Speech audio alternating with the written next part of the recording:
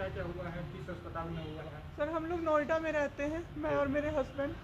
अभी होली में हम लोग बिहार आए हुए थे सर, होली मनाने के लिए पूरी फैमिली का गेट टुगेदर था। 9 अप्रैल को मेरे हस्बैंड की तबीयत ख़राब हुई, फीवर हुआ उनको काफ़ी तेज़। हमने कोरोना का 2-3 बार टेस्ट करवाया, नेगेटिव आया। RT-PCR के लिए दिया तो वहाँ पे भागलपुर में, सर भागलपुर में थे हम लोग, वहाँ पे 1 दिन 2 दिन वेट करते करते 10 दिन तक रिपोर्ट नहीं आया। फिर हमने नोएडा के एक डॉक्टर हैं उनसे कंसल्ट किया, वीडियो कंसल्टेशन से। उन्होंने बोला कि सिटी चेस्ट करवाना है। हम लोग भागलपुर गए और सिटी चेस्ट करवाए तो उसमें उनका इन्फेक्शन आया। 60% लंग्स उनका उसमें इन्फेक्टेड था, डैमेज नहीं था, इन्फेक्टेड था बस। बाकी लंग्स का हर चीज़ परफेक्ट था, सारा चीज़ नाक का, गले का सब कुछ नॉर्मल था, उसमें रिपोर्ट में था। फिर हम लोग नेक्स्ट डे ग्लोकल हॉस्पिटल है भागलपुर में, ग्लोकल हॉस्पिटल लेके आए, वहाँ पे एडमिट कराया हमने ICU में। मेरी मदर की भी तबीयत ख़राब थी, मेरी मम्मी और मेरे हस्बैंड दोनों एक साथ एडमिट हुए। वहाँ पे इतनी लापरवाही हुई उनके साथ, इतनी लापरवाही हुई। डॉक्टर्स आते थे बस विजिट के लिए, 10 मिनट देख के गए। उसके अलावा जितने भी वहाँ पे नर्स थे, कंपाउंडर्स थे, सारे के सारे जल्लाद थे सर।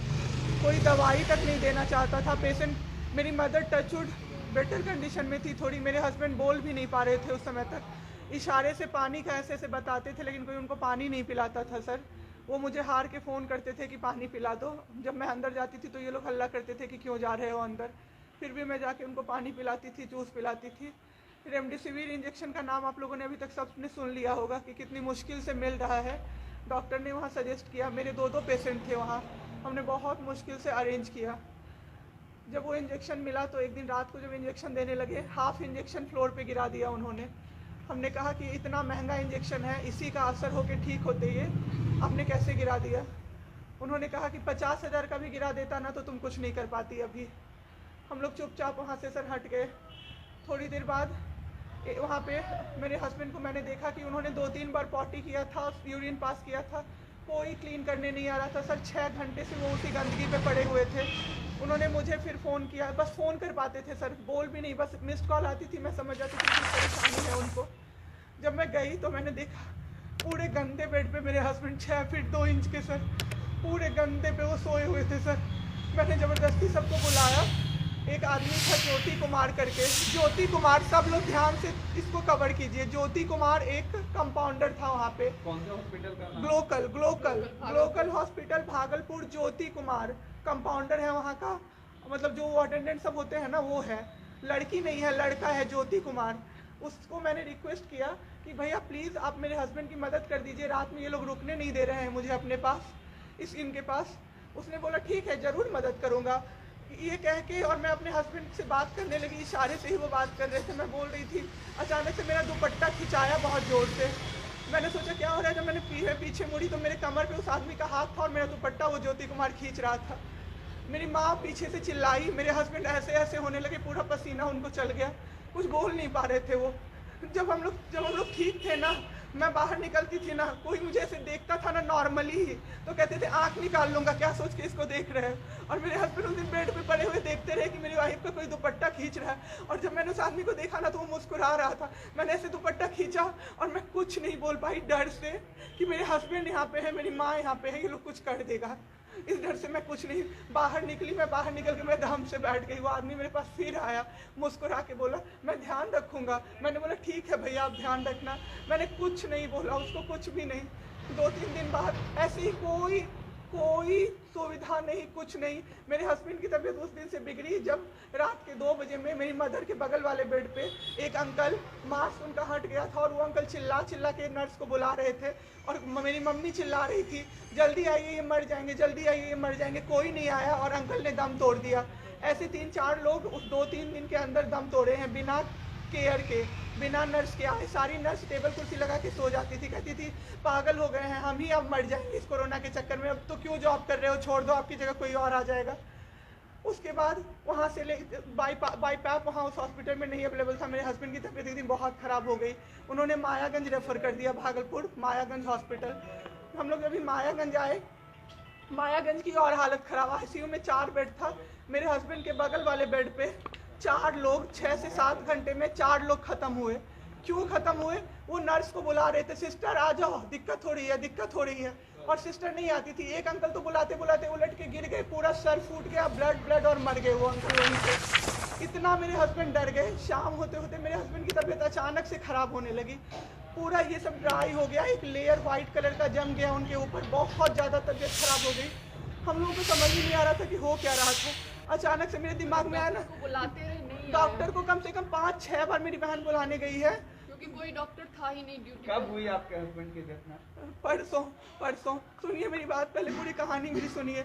मेरी बहन 5 बार 6 बार गई है बुलाने डॉक्टर को मायागंज में, तो डॉक्टर क्या कह रहे हैं, यार रात में भी सोने नहीं दोगे, रात में भी सोने नहीं दोगे। जब हमने देखा जाके सर, तो लाइट ऑफ, इमरजेंसी के नाइट डॉक्टर्स का लाइट ऑफ, और सब नीचे बिछा के मूवी देख रहे हैं और सो रहे हैं, और दरवाज़ा तक नहीं खोला सर।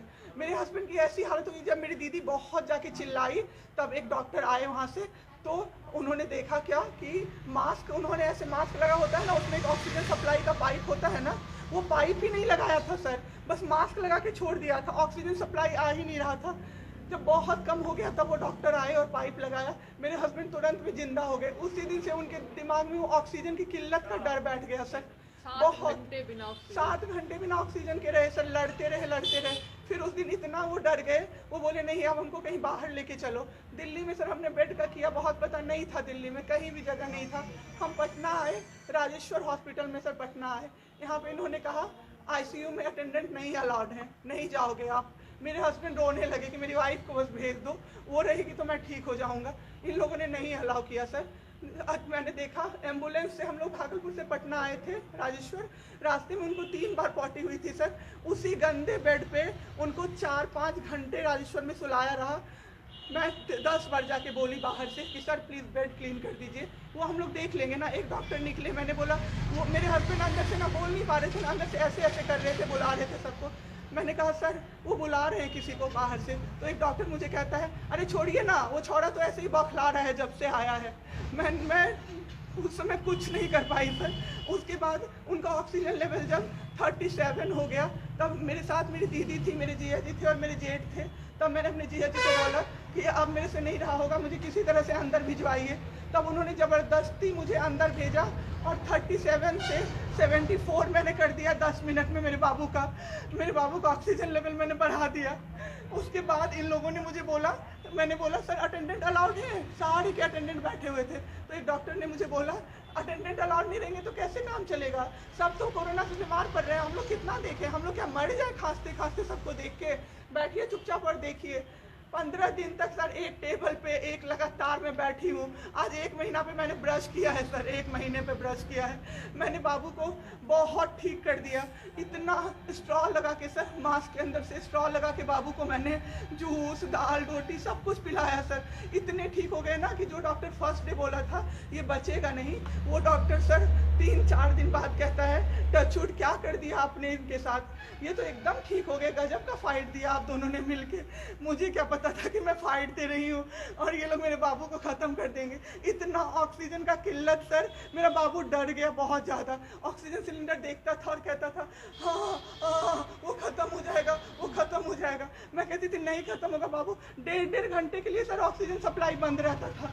बाद में हमें पता चला ये लोग ब्लैक मार्केटिंग कर रहे हैं अंदर में ऑक्सीजन सिलेंडर का। जो अस्पताल वाले हैं ना, वो ऑक्सीजन सप्लाई बंद कर देते थे ताकि बेचैन होके लोग खरीदें उन्हीं से। हम भी खरीदे सर, मैंने भी खरीदा, क्या करते हमें भी तो चाहिए था। परसों सर सुबह में हमारे पास एक ही सिलेंडर था, पाइपलाइन बंद हो गया। मेरे हस्बैंड को पाइप लगा हुआ था, उनको 2 सिलेंडर से जाना था, एक ही सिलेंडर था। सिलेंडर मांगते मांगते कहीं नहीं मिला सर, मेरे हस्बैंड ख़त्म हो गए